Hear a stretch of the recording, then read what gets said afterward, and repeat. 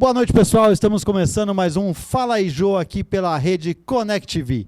Continuando com a nossa série histórica, onde entrevistamos todos os prefeitos que administraram a cidade de Osasco desde a sua emancipação, hoje chegou a vez de Jorge Lapas, prefeito de Osasco entre 2013 e 2016. Lapas, é um prazer imenso recebê-lo aqui no Fala aí, Jô. É um prazer para mim também, Jô. Já somos amigos há muito tempo, né? Do seu pai, né? Que você é mais jovem, né, do que eu. E é sempre bom a gente estar falando de Osasco, das coisas que a gente conseguiu fazer como prefeito, e não só como prefeito, né? Como cidadão aqui, fui engenheiro por muito tempo aqui nessa cidade, fizemos muitas obras e muitas amizades também, né? Então é um prazer estar aqui, estou à sua inteira disposição. Maravilha, e a gente agradece imensamente a sua presença. Lapas, a primeira pergunta que eu fiz para todos os prefeitos que sentaram aí nesse lugar: qual foi o seu maior desafio como prefeito e na administração da cidade de Osasco? Bom, em primeiro lugar, por conhecer muito a cidade, Jô, e seus problemas, eu tinha metas um pouco ambiciosas, né? Então, principalmente na área de infraestrutura, a gente vê córregos, avenidas para ser abertas, e todo engenheiro quer aplicar aquilo que aprendeu, e eu fui um engenheiro que também tive uma formação no setor público, né? Engenheiro da Prefeitura de São Paulo, coordenador de obras lá, e a gente sempre fala, se o dia eu for engenheiro, se eu for prefeito um dia, né, eu quero aplicar essas coisas que a gente vê que os outros não fazem e eu quero fazer, né? Fazer obras de infraestrutura importantes para a cidade crescer e crescer bem, né? Com condições de tráfego, condições, né, sanitárias. E aí o duro é conseguir recurso para isso, né? Você tem um orçamento sempre apertado, que mal dá para pagar as despesas, funcionalismo, as despesas obrigatórias, né? Educação, saúde, e aí a parte de investimento sempre fica muito apertada, mas eu acho que todo prefeito tem que ser um pouco doido também, né? Eu falo isso para o meu subprefeito lá, que eu estou no Butantã agora, né? Eu sou engenheiro de carreira lá, sabe? Eu falo, você está certo, você é meio doido, porque senão as coisas não acontecem, né? Então, algumas obras que aconteceram aqui, como a Visconde Nova Granada, que a gente canalizou o córrego, abriu a avenida, o governo federal sempre falando que ia mandar recurso, sempre falando que ia mandar recurso, e esse recurso nunca chegou, né? As pessoas acham que veio o recurso, não veio. Falou, não, vamos pegar o recurso municipal e vamos fazer, e a gente fez, né? Então, esses desafios de buscar recursos, às vezes não consegue e tocar as coisas mesmo assim, ter coragem, né? Eu vejo no Rossi também, o Rossi que era meio doido, né? Vamos fazer o viaduto, fez o viaduto. Tem gente que reclamava na época, eu lembro, não, o viaduto está do lado errado, devia ser feito, mas fez, né? Se não tivesse feito, não estava lá e as pessoas não estavam usando, né? E como as obras que a gente conseguiu executar também, como falam, vira paisagem depois de um certo tempo, ninguém sabe quem fez, né? Mas a gente que tem prazer de ver a cidade crescer, né? Então foi assim, muito gratificante ter sido prefeito dessa cidade, nasci aqui, né? E poder desenvolver tantas coisas boas também, né, para a nossa cidade. Bom, me fala uma coisa, você não era político de carreira, né? Você era engenheiro, trabalhando no poder público, mas na sua profissão. Como foi chegar de cara prefeito da cidade de Osasco? Olha, eu sou cristão, né? Eu acho que Deus tinha um propósito ali, porque eu não era para ser o candidato, né? Eu vim pela experiência que eu tinha como engenheiro, né? Fui convidado pelo Emídio na época para ser secretário de obras, nem conhecia o Emídio, nunca tinha visto o Emídio, mas precisava de um engenheiro, alguém que conhecesse de obras, aí vim ser para secretário de obras. Aí no decorrer do governo, falei assim, pô, você tem jeito, né, de lidar com as pessoas, respeita as pessoas, aí virei secretário de governo. Aí meio que foi um caminho natural, né? O secretário de governo, ele estabelece uma relação com a cidade, com as entidades, né, com o campo político, e eu sempre fiz isso de forma muito respeitosa, né? Eu acho que isso acabou me credenciando, né, para um passo maior. E se esforçar, né, Jô? Quando você pega as coisas, tem que fazer. Eu lembro que às vezes eu estava lá na Secretaria de Obras, 7 horas da manhã, 6h30, ou à tarde chovia, sei lá, 7, 8 horas da noite estava chovendo, o Emílio ligava, olha, está com um problema lá em tal lugar. Eu falei, não, eu já estou aqui, né? Então assim, você vai criando uma marca, não porque você faz isso para criar marca, porque você trabalha, porque você se esforça, né, para as coisas acontecerem. Então, nada é por acaso, né? As pessoas falam, caiu no colo do Lapas. Eu não gostava que falasse isso, porque não caiu do colo, né? A gente sempre trabalhou muito, né, tanto como profissional liberal na cidade, E como também, né, a oportunidade de ser secretário de obras numa cidade que você é engenheiro, né, nascido na cidade, já foi um prêmio, né? Você fala, poxa, eu tenho que fazer o máximo que eu puder. Então, acabou acontecendo, mesmo sendo um profissional, um engenheiro, né? Não tinha carreira política, nunca fui vereador, nada, mas eu sempre me dediquei bastante. Então, foi um resultado, acho que, da própria dedicação, eu acho. E você, como você falou, né, você não era o candidato do seu partido naquele momento. E como foi em tão pouco tempo, porque o candidato acabou tendo problemas no processo do mensalão, acabou saindo, e você assumiu a candidatura. Eu acho que foi um milagre, né? Porque foi praticamente um mês, né, de campanha, mas eu acho que também era o retrato do momento que a gente vivia, né? A cidade vinha crescendo, atendendo muitas das demandas, então havia uma expectativa do candidato que representasse aquele projeto de governo, né? Então, eu, como tinha uma relação boa com todos os secretários, por ser secretário de governo e com os partidos políticos, pela gestão junto à Câmara, tudo, então acabou sendo como que um candidato natural, né? Não foi uma coisa tirada de fora, né? Alguém que já era de dentro daquele projeto político. Eu comandei o Osasco 50 anos, você lembra disso? Foi um projeto que envolveu muito, né, a sociedade. Todas as principais projetos e ações do governo passavam pela Secretaria de Governo, ela era meio gerente desses projetos. Então acabou, né, o Emílio que fala, você só vai mudar de sala, né? Porque a minha sala era do lado. E um pouco aconteceu isso, né? Então eu sou grato também àqueles que confiaram, né, na nossa... porque poderia não ter dado certo, né? Passamos 4 anos tranquilos, né? Independente de manifestações que ocorreram, né? Foi um período turbulento, né? Em 2013 já aconteceram as manifestações para redução de tarifa, nós conseguimos negociar, reduzimos tarifa. Então foi um período muito turbulento e a cidade se manteve, né, tocando obras, funcionalismo recebendo os maiores reajustes que teve na história, foi na nossa época, né, 13%, na área da saúde 30%. Então assim, não foi só obra, né? Tem que falar, não, engenheiro só faz obra, esquece as outras coisas. A gente conseguiu avançar na área da saúde, na área da educação. Os maiores prêmios que o Osasco recebeu foi na nossa época, né? Selo de cidade livre do analfabetismo, aumentamos em 50% as vagas em creche, de tudo que havia no município. Então, assim, houve um período de prosperidade e isso, né, se dá também pela experiência que você tem. Né, trazer alguém, às vezes, as pessoas falam, melhor alguém, o outsider que fala hoje, né? Alguém de fora é melhor. Não é melhor, eu não acho. Né? É melhor quem conhece aquilo, né? Quem tem acúmulo. Né? Nunca houve um secretário que entrasse no meu gabinete e eu falasse, vou ver como é que é. Né? Não é, você já sabe, ele sai com a resposta, não, isso aqui precisa ser feito assim, assim. Então, acho que assim, as pessoas precisam se preocupar com a política também. Colocar as pessoas certas no lugar certo. Porque, por mais boa vontade que a pessoa tenha, tem as peculiaridades do setor público, as dificuldades, licitação, né? Tem muita coisa que a pessoa acha que vai fazer. Não, vai lá, contrata a firma. Não, precisa licitar, precisa saber como é que licita, como é que faz um projeto para licitar. Né? Então, essas coisas a gente ganhou tempo, né? Já sabia como fazia, então a cidade ganhou tempo no nosso governo, eu acho, pela experiência que a gente já tinha acumulado. E você, o que a gente vê em alguns prefeitos, normalmente assim, um que é médico puxa mais para o lado da saúde, um que é professor para o lado da educação. E é importante isso que você falou, né?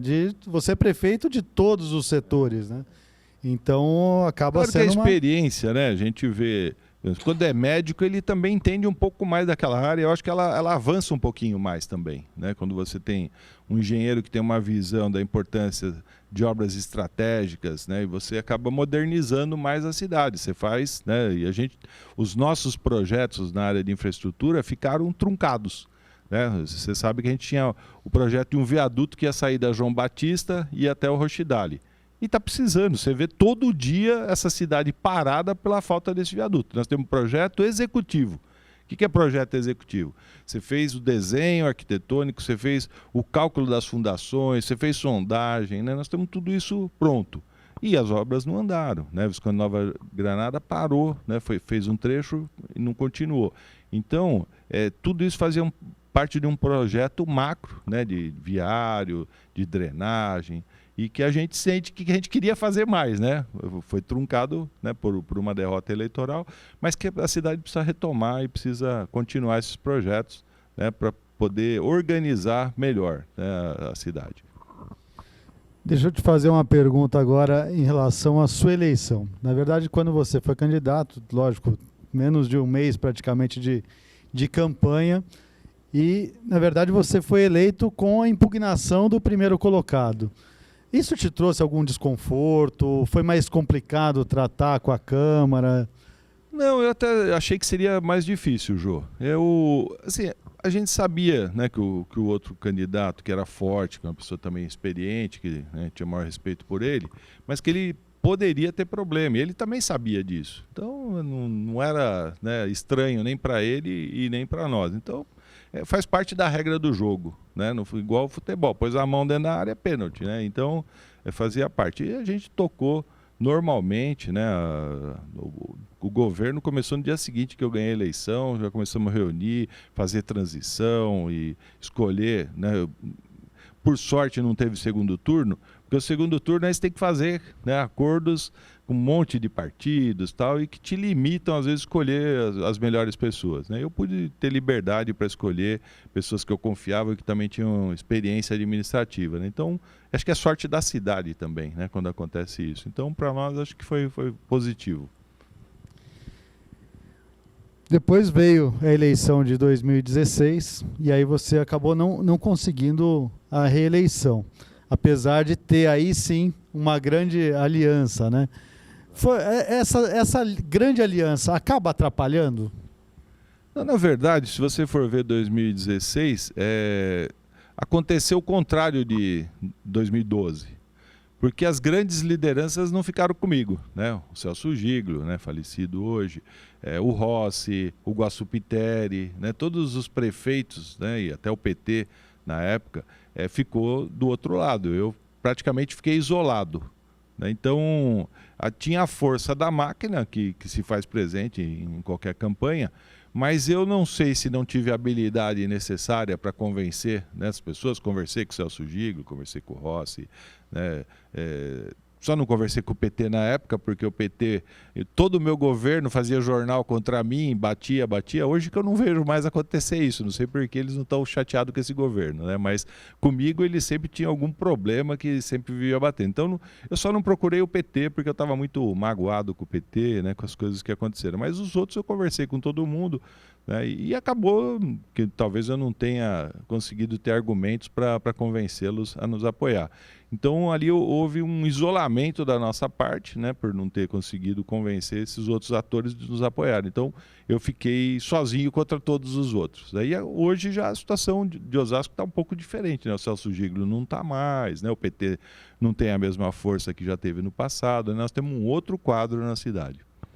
E você falando em outro quadro, nós tivemos aí um prefeito eleito na base da renovação, mas você também escolheu um vice que não era, né, do meio político, é uma pessoa, um grande empresário da nossa cidade, meu amigo também pessoal. E como foi essa escolha? Você queria tirar mesmo da... Então, havia um compromisso com o PTB, né, de que o vice seria do PTB, e eu tenho uma amizade muito grande com o Campos Machado, eu não romperia um acordo que a gente tinha fechado. E a gente foi buscar dentro dos quadros, né, que o PTB sempre foi um partido forte em Osasco, já teve prefeitos várias vezes aqui, né, na cidade, e tem muitos filiados. A gente foi buscar dentro dos filiados, que já tinha, porque não tinha mais tempo de filiar, né, porque nós tivemos, né, as nossas dificuldades, e aí que eu descobri que o Luciano é padrinho da minha filha de casamento, quer dizer, mora no mesmo prédio, a gente é muito amigo, que ele estava afiliado. Eu falei, nossa, essa é uma joia, né? Você conhece ele, é uma pessoa de uma capacidade, eu acho que devia ser prefeito logo, né? Eu sou cabo eleitoral dele, já falei para ele, se ele for candidato, eu sou o número 1. E aí foi uma sorte. E o menino, nós escolhemos ele num dia, daí 2 dias tem a convenção, ele foi lá, falou bem, articulado, inteligente, né?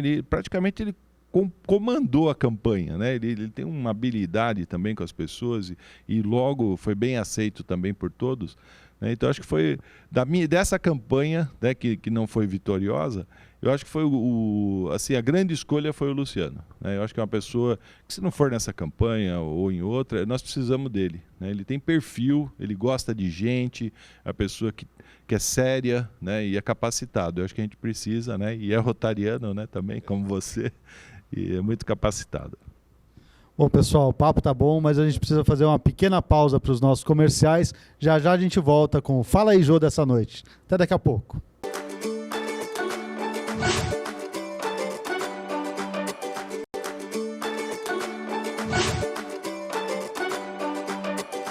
Voltamos com o Fala aí, Jô, dessa noite, onde o entrevistado é o prefeito Jorge Lapas, na série que traz todos os prefeitos da nossa história. Lapas, vamos falar um pouquinho mais agora da política em geral. O que você me diz sobre essa demonização dos políticos que tem acontecido e que levou até a uma onda diferenciada nas eleições presidenciais do ano passado? Jô, eu acho muito ruim, né, e você também há de concordar comigo, porque na política, como na igreja, como nas entidades, tem gente boa e tem gente complicada. Na política tem mais gente boa do que o normal, né? Muita gente bem intencionada. Quando você começa a demonizar a política, quem é de bem, pessoas honestas, pessoas corretas, ela começa a se afastar da política. Então você começa a perder políticos bons e os outros começam a ocupar esse espaço. Então a sociedade tem que tomar muito cuidado, né? Eu falo que o brasileiro, você pergunta de um jogador de futebol, ele fala, não, jogou em tal time, depois foi para a Europa, voltou, foi para a China, ele sabe tudo. Precisa saber tudo dos políticos também, né? Saber da história dele, o que ele votou a favor, o que ele votou contra, acompanhar um pouco, porque isso tem mais a ver com a nossa vida, o nosso dia a dia, do que do jogador, porque isso tem a ver com ele, né? Agora, hoje o assunto é o Neymar, né? Sei lá que besteira que ele tenha feito lá. Mas as pessoas sabem tudo e querem saber tudo. Queira saber tudo dos políticos também. É um favor que você faz para a sua cidade, para o seu país. Porque a pessoa que trabalha, que se dedica, que luta, que passa ali 18 horas por dia trabalhando, não pode, né, ser confundido com o outro que é ladrão, vagabundo, corrupto, né? E aí quando coloca todo mundo num pacote só, assim, eu pelo menos fico muito chateado, né? Porque a gente lutou uma vida inteira, né? Você conhece nossa família, meu pai começou aqui com depósito lá no Jardim de Abril, lutando, dirigindo caminhão e tal, né? Conquistou um patrimônio, né? E a gente pôde estudar por causa disso. Então você não pode ser confundido com, né, gente que chega aí para oportunistas que querem tomar esse lugar. E acaba acontecendo, né? Você vê que muito do nosso legislativo acaba, em condições que a gente vê em Brasília, ou na Assembleia Legislativa, ou mesmo na Câmara, com pessoas que não têm perfil. Então, esse cuidado, a pessoa na hora que votar, é a coisa mais importante que ela vai fazer para a vida dela, para os filhos, para os netos, né? E acaba essa coisa de demonização, todo mundo é ladrão, todo mundo é safado. Então, né, eles são seus representantes, você colocou lá, meu amigo, então a culpa é sua, né? Então vamos tomar cuidado, né? O pessoal precisa pesquisar antes de votar, né? Não adianta só demonizar, mas precisa também escolher certo. Ser justo, né, pelo menos, né? Ser justo com a pessoa. A pessoa trabalha, luta, né? Então é um reconhecimento à reeleição, ou é a eleição de uma pessoa nova, mas não foi político ainda, mas tem uma vida de serviço prestado, né, para a sociedade. Então ela merece, né, ser o meu representante. Não pegar qualquer um, né? Só porque teve algum favor, alguma coisa, né? Agora me fala uma coisa, com a sua experiência aí de ter vivido, de ter sido prefeito, e vivido também em termos nacionais, né, o partido que comandava o nosso país. Em 2016 o PT acabou tendo uma derrota histórica, em virtude de tudo que tinha acontecido, nos processos da impeachment da Dilma, os problemas com Lula, mas chegou em 2018, se manteve, né, no Congresso Nacional, o PT continuou sendo o maior partido do Brasil. Você acha que o PT tem condições de dar a volta por cima ainda? Depende muito do entendimento que eles vão ter, a autocrítica que eles possam fazer, né, de tudo que eles viveram. Era um partido que sempre me pareceu mais próximo, né, das pessoas mais pobres, né, da questão da justiça, da igualdade social, fez gestões e gestos nesse sentido, né, de melhorar e diminuir essa desigualdade social, mas se perdeu, né, um pouco no caminho, talvez por ambição de poder, né? Eu acho que a gente observa, não são todos, né, mas uma parcela considerável e pessoas importantes dentro do partido se perderam um pouco ali naquele caminho. Era obrigação, né, de quem está em cima dar o corte, falar, não é por aí. Né? Então, assim, e não consegue fazer essa autocrítica. Né? E às vezes, né, eu estou no PDT hoje, o Ciro ele é meio duro, né, nas pegadas dele, mas ele fala assim, pô gente, mas também não é todo mundo inocente, né? Então, né, tem alguma culpa? Fala, eu tenho culpa, eu errei aqui e ali, e o meu erro vai servir para eu acertar um dia lá na frente. Porque se você não admitir que você cometeu alguns erros, você não vai acertar de novo. Né? Então você vai fazer igualzinho, se você tiver um dia a oportunidade, né, de voltar no poder. Então eu senti isso um pouco em Osasco. Né? Eu fui massacrado pelo PT aqui, mesmo estando dentro do PT, porque eu era meio cristão novo, né, dentro do partido lá, não tinha história dentro do partido. Então assim, eu sempre fui... jornal contra mim na cidade, do próprio partido que você faz parte, né? Então, e não está errado isso, né? E não dá para admitir o erro, mas nunca admitiram, né? Então preferiram que a gente perdesse a eleição. Então chegou um momento que eu falei assim, eu vou para outro partido, né? E fui para o PDT. Então eu acho que o PT fez coisas boas, né? E fez coisas que não foram boas. Então se conseguisse admitir isso, seria um grande passo, acho que ajuda, né, o país, ajuda os outros partidos também. Né, mas não me parece. Né, e até algumas coisas que eu vejo, tem movimentos legítimos dos estudantes, que aí vai lá, coloca o Lula livre atrapalha o movimento. Quer dizer, o tema não é aquele. Né? Por mais que eu acho que a justiça errou em muitas coisas, né, na condenação do Lula, mas não é o tema, você desvirtua o movimento, atrapalha o movimento, né? Então fica tentando impor uma coisa que não é aquela realidade. Então precisa pôr a cabeça no lugar, né, com inteligência, para poder voltar a crescer. Pelo menos, né, ele estancou a queda, né? Caiu mesmo no Congresso Nacional, caiu. Câmara de Osasco hoje não tem um vereador do PT, né? Em São Paulo caiu bastante, tinha 14 ou 15 estaduais, tem 10, quer dizer, caiu bastante. Né? Mas se conseguir ter essa autocrítica, eu acho que pode voltar a ter importância. E o maior líder do seu partido hoje, do PDT, que é o Ciro Gomes, tem feito essas críticas duras, né? Semana passada, inclusive, teve aí um atrito com a deputada Maria do Rosário. E você acha que existe a possibilidade ainda das esquerdas se unirem em torno de um nome como o Ciro? Por exemplo, se fosse na eleição passada, se tivesse tido essa união, você acha que seria viável? Teria sido mais Você vê o caso da Argentina agora, né? A Cristina Kirchner viu que ela vai ter problema jurídico e tal, vão impedir ela de ser candidata. Então já saiu fora. Então a chance de eleger alguém lá vai ser maior. Aqui, né, o PT não quis fazer isso, né? Vamos até o fim, sabia que ia perder. Né? Então o Ciro abriu mão várias e várias vezes, né, para o PT, para o Lula, e não teve um gesto. Né? Então por isso que assim, não é só... Ele deve ter a sua vaidade, mas assim, é pelo compromisso com o país mesmo. Né? Se você, eu sou sempre o cabeça de chave. E o PT sempre foi assim. O PT sempre, toda vez que vai conversar, e eu que acompanhei isso, a história, em qualquer cidade que fosse ter candidato, o PT é o prefeito e o vice que vai escolher. Não pode ser assim, você tem que se abrir. Né? Olha, nós vamos sentar aqui, ver quem tem mais condições para ser o cabeça de chave e quem vai ficar como vice. Né? Mas essas coisas, talvez o tombo aí vai ajudar a aprender que tem que respeitar os outros. Né? E eles não respeitaram o Ciro em momento nenhum. Né? E o Ciro teria a chance... Né, se tivesse tido o apoio do PT, se eles não tivessem atrapalhado, né, com a questão do PSB lá em Pernambuco, todo aquele movimento que eles fizeram para atrapalhar o Ciro poderia ter ido para o segundo turno e ter ganho a eleição. E todo mundo sabe disso. Né? E aí com mais chance até, né, pelo cenário que nós tínhamos no ano passado. Né?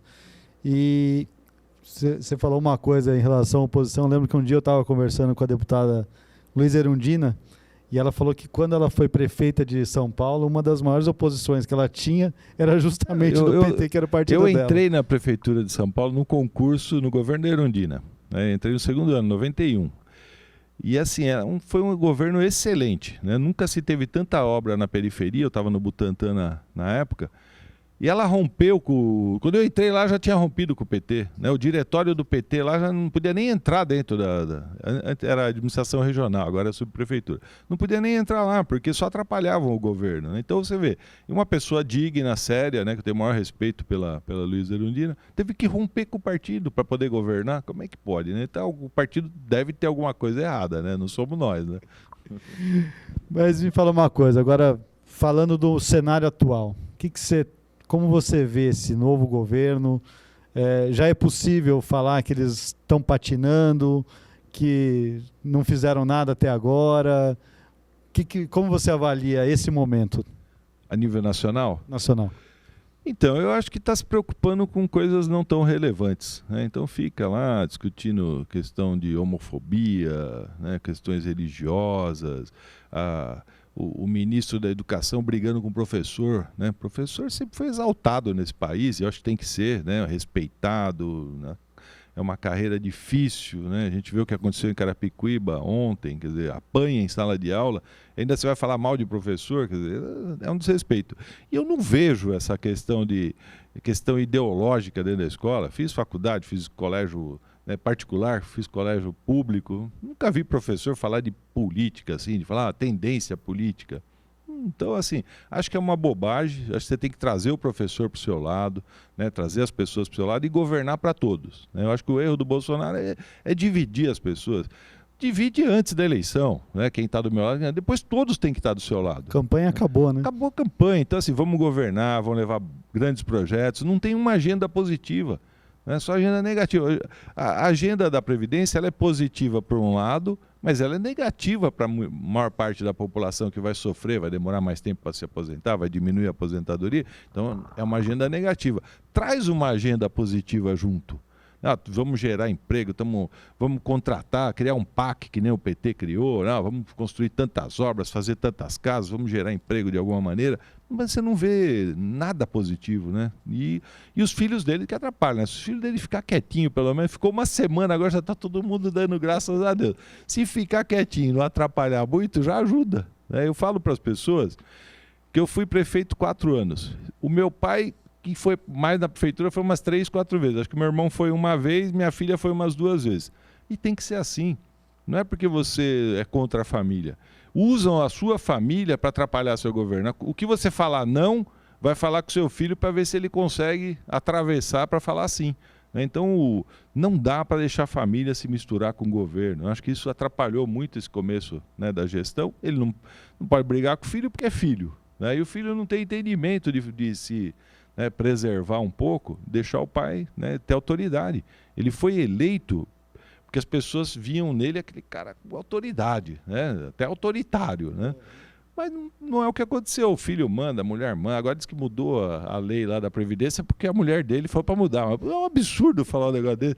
Fala assim, eu vou mudar a lei porque há um entendimento da necessidade. Não, minha mulher falou para mudar, eu mudei. Quer dizer, então, assim, perde um pouco a credibilidade, né, Jô?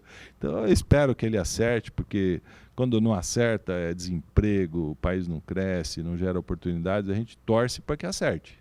Porque são 4 anos ainda, 3 anos e meio que tem pela frente aí. É aquilo que a gente diz, né? A hora que a gente entra no avião, a gente não vai torcer para cair exatamente. Só porque o piloto não vai, a gente não gosta dele, né? Eu acho que ele ainda tem algumas coisas que ele precisa mudar, né? O ministro da Educação, para mim, ele tinha que tirar imediatamente. O ministro é o problema, né? Pega o cara mais capacitado que você tiver na área da educação e coloca lá, para não ter discussão. Todo mundo fala, não, reconhece naquela pessoa, uma pessoa com alta capacidade, né, para fazer a gestão da educação, que é o negócio mais importante do país, né? Como na saúde, coloca bons ministros e ele faz a política, vai lá, cumprimenta o povo, faz, né? Mas coloca gente boa. Ele teve todas as oportunidades para fazer isso. Ele não precisou negociar, ele ganhou sozinho a eleição, sem partido, o partido dele é um partido pequeno, inexpressivo. Então, assim, poderia ter escolhido o melhor dos ministros. Espero, né, que acerte, porque todos nós... quando as coisas dão mal, demora às vezes 10 anos para recuperar, né? Não é assim, daqui a pouco ele sai, o outro entra, acerta. Não, você às vezes anda muito para trás, né? Então a gente espera que ele observe, né, o que não está dando certo, já troque logo e consiga avançar, né? Agora vamos voltar aqui para Osasco. Lapas, 2020. Tá chegando. Temos novidades? Não, tá longe ainda, Jô. Assim, a gente tem acompanhado, né, o andamento das coisas na cidade.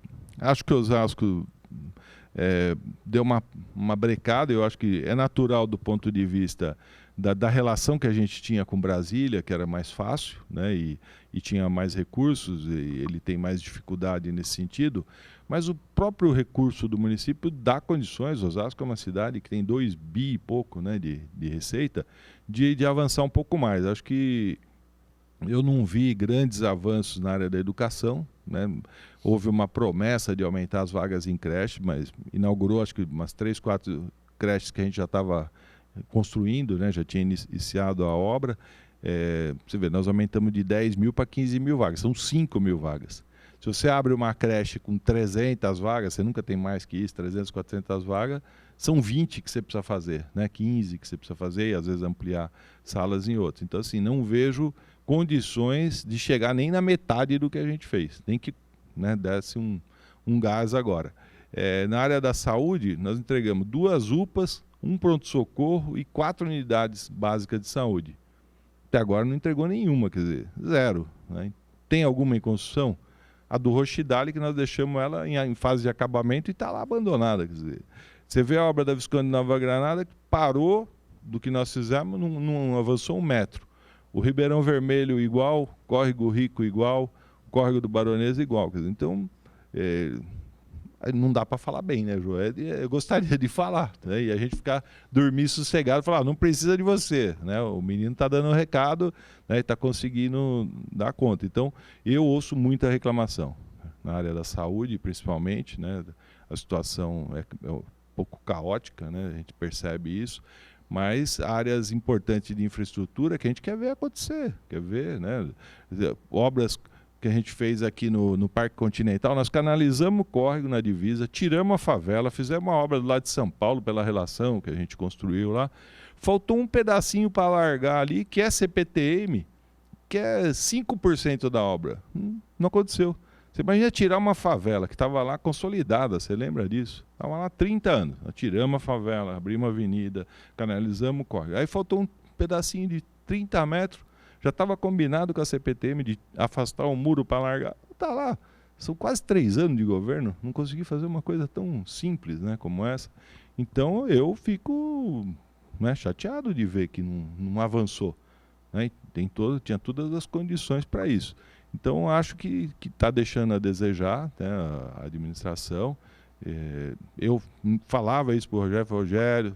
Você acha, né, que dá para você, será que não é melhor ter um pouco mais de experiência, né, para poder tocar as coisas? Porque não é só querer, né? Querer é fácil, duro é conseguir depois tocar. Então, espero que ainda tenha 1 ano e pouco pela frente que ele consiga avançar, né, em algumas coisas aí. Mas o que a gente tem visto, eu tenho ouvido na rua, é muita reclamação. As pessoas têm reclamado bastante. Maravilha. Bom, agora para encerrar, o que você espera do nosso país, da nossa cidade? Qual a tua mensagem para todos os nossos espectadores aqui da Connect TV? A gente tem que ter uma mensagem sempre de esperança, né? E ser otimista. Eu sempre fui muito otimista com as coisas, né? Por mais que eu veja uma situação difícil, primeiro que eu sou cristão, eu acho que Deus tem dó da gente e tem hora que fala assim, não, eu vou, né, pegar aquele coitado ali, aquele país ou aquela população e vou ajudar, né? Mas é um país que tem tudo para dar certo, né? Um povo bom, um povo trabalhador, riquezas naturais imensas, né? Então, país jovem, só precisa ter autoconfiança, né? As pessoas precisam ter essa autoconfiança, precisa investir em educação, né? Essa coisa de demonizar a educação, tá? É o maior erro que acho que esse governo está cometendo, porque só tem saída pela educação, né? As pessoas se aprimorarem. É claro que tem uma discussão sobre a questão da universidade, né? A universidade ela é importante para todos? Talvez para alguns, se você tiver um curso técnico, tecnólogo e tal, ele se coloca mais fácil no mercado. Então ter esse olhar, mas não demonizar a educação como um todo, né? Você é dessa área, né? Sua família é dessa área, sabe quantas vidas mudam através da educação. Então, o foco principal do meu partido, né? Das pessoas que eu acredito, é investir em educação, né? Então, acho que desde o município, o estado, né? A federação precisa investir na educação. E aí, né, como falam a Coreia, né, outros países que investiram em educação cresceram. Quer dizer, o segredo é esse, né, capacitar as pessoas saberem pensar, saberem discutir as coisas. A gente vê hoje a rede social, é um debate muito raso, né? As pessoas falam tanta bobagem ali que dá até vergonha, né? Eles não se aprofundam no tema, só falam o que ela quer falar, né? Ela não muda de ideia, né? Não procura mais informação, ela só fica batendo na mesma tecla. Então, não é por aí que vai avançar, é via, né, as escolas, né, bem preparadas, sejam particulares, sejam públicas, né, mas nós precisamos investir em educação, né? Acho que essa é a nossa grande saída mesmo. E mandar um abraço para todos aí, a oportunidade, obrigado pelo convite de estar aqui com você, né? E quando quiser me convida de novo que eu volto aí. Vai ser um prazer. Bom, pessoal, tudo que é bom chega no fim, né? Entrevistei hoje o ex-prefeito de Osasco, Jorge Lapas, a quem eu agradeço imensamente a presença aqui no Fala aí, Jô. E até lembro de uma passagem que eu lembro que em 2012, quando você não era o candidato ainda, eu lembro que te encontrei num evento do Rotary e falei: o teu partido só vai ganhar eleição se você for o candidato, né? E depois, né, você não era o candidato, acabou sendo e acabou eleito prefeito de Osasco. Então, você profetizou, então. Pois é. Bom, Lapas, te agradeço imensamente a presença. Pessoal, Fala aí, Jô, dessa noite fica por aqui. A semana que vem a gente volta com mais um Fala aí, Jô, aqui na Connect TV. Até lá.